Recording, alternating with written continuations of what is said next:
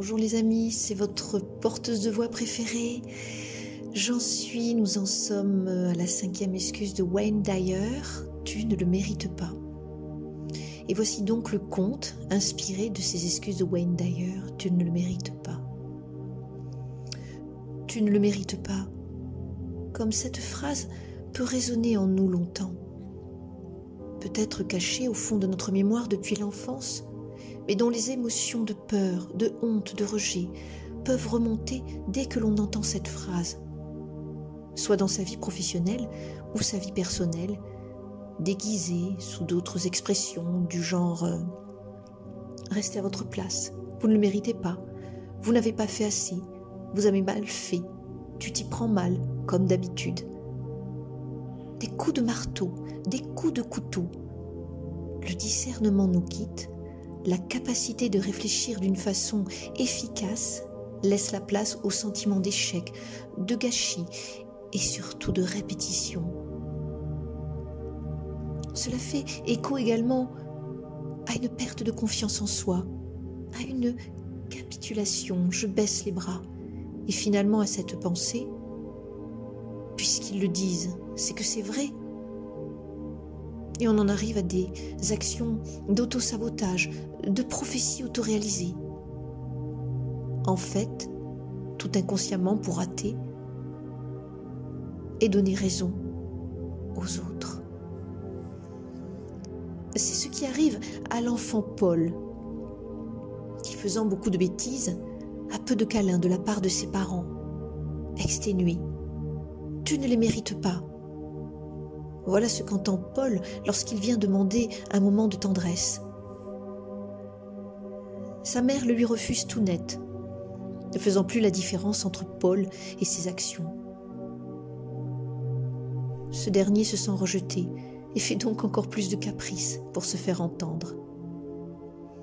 Un jour excédé, la maman en parle à une amie qui lui dit que ce ne sont pas les moments des câlins qu'il faut enlever, mais revoir le cadre de ce qui est autorisé, parler à son enfant de ce qu'il peut faire ou ne pas faire. La maman de Paul n'a jamais vraiment posé de cadre. Paul, enfant unique, est son roi, son petit prince. Suite à cette discussion, la maman réfléchit, en parle avec le papa et se mettent d'accord pour essayer une autre méthode éducative. Au début, il tâtonne, Paul le sent, en profite pour entrer dans les brèches. En même temps, au fur et à mesure, ses parents se montrent plus fermes. Et lorsque Paul pique une colère, il l'écoute, et si l'émotion est trop forte ou trop difficile à contenir, Paul a dorénavant un endroit où il peut exprimer cette colère, en tapant sur un coussin, en dessinant, en dansant, sans se faire mal ou agresser les autres. Une fois calmé, les parents peuvent lui parler, sans remettre en cause qui il est, ni remettre en cause sa valeur, ou rattacher à cette dernière les actes ou les paroles qu'il ait pu avoir. C'est encore un peu difficile au sein de la famille, mais peu à peu, le climat familial s'apaise. Les parents ne prononcent plus l'affreuse phrase « tu ne le mérites pas ».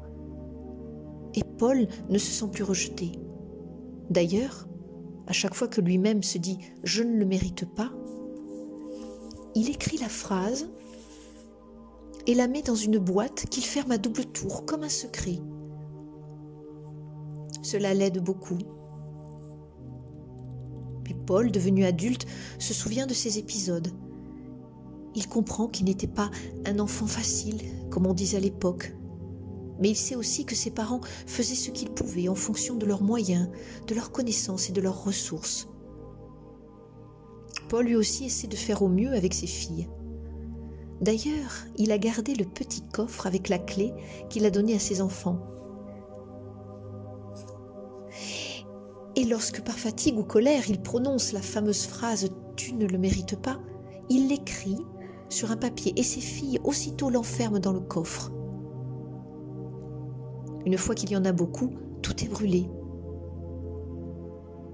Paul aussi entend à son travail des expressions cousines de « vous ne le méritez pas ». Il en a un pincement au cœur. C'est pour cela que, de sa propre initiative, il tente de proposer aux gens d'utiliser des expressions qui ne blessent pas ou qui ne sont non jugeantes. Puis des petits ateliers de communication bienveillante sont mis en place. Et depuis, cela permet à chacun d'échanger et de trouver la position la plus juste et l'expression la plus adaptée. Aux liens efficaces, partageants et surtout respectueux.